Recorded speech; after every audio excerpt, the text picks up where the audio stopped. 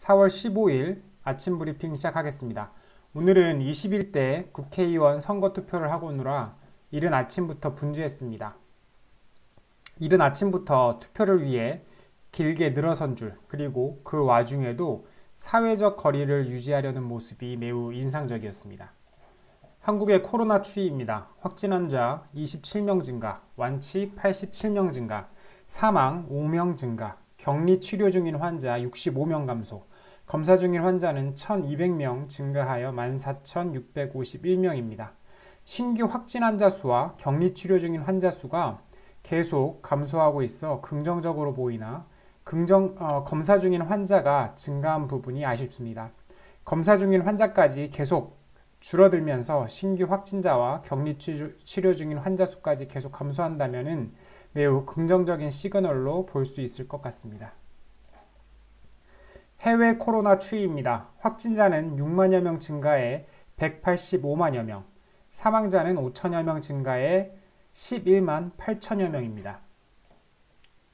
미국은 2만 3천여 명 증가, 스페인 3,400여 명 증가, 이탈리아 3,200여 명 증가, 독일 1,700여 명 증가, 프랑스 2,600여 명 증가, 이란 1,700여 명 증가하였습니다.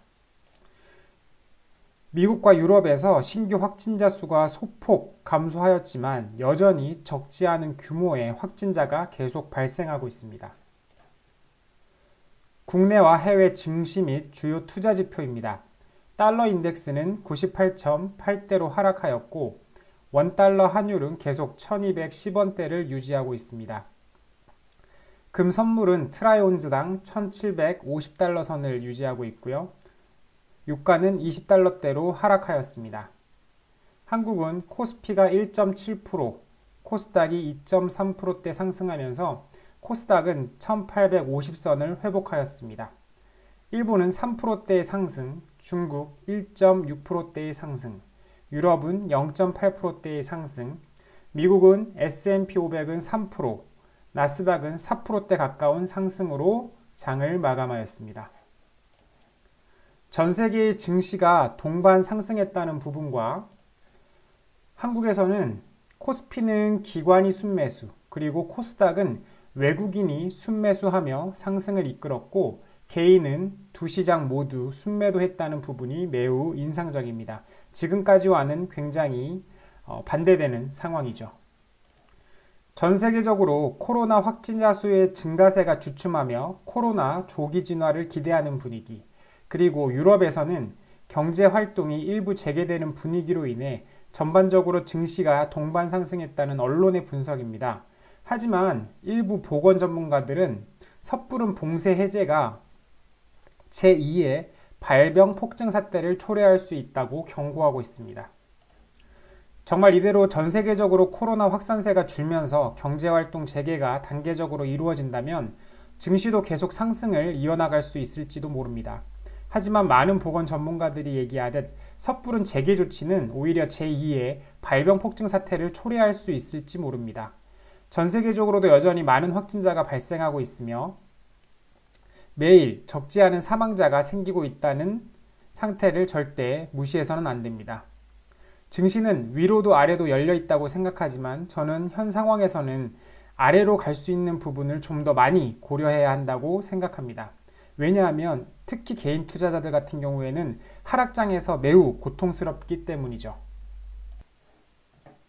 특히 빚내서 주가 하락에 투자하는, 즉 인버스 상품에 투자하거나 심지어는 레버리지를 갖고 인버스에 투자하는 것은 매우 위험하다고 생각합니다.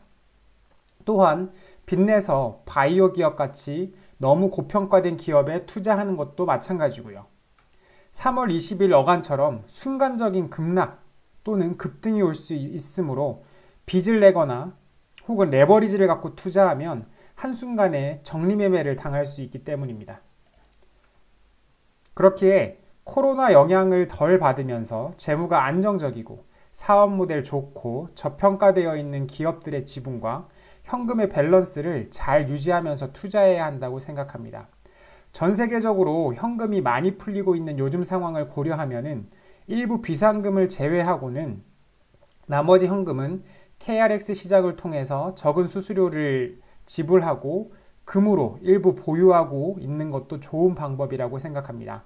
저는 오늘도 언제든 급등, 급락이 올 수 있다는 생각으로 제 자산의 적정 밸런스를 유지하며 투자해 나가겠습니다. 모두 즐겁고 보람찬 하루 보내시고요. 건투하시길 바라겠습니다. 감사합니다.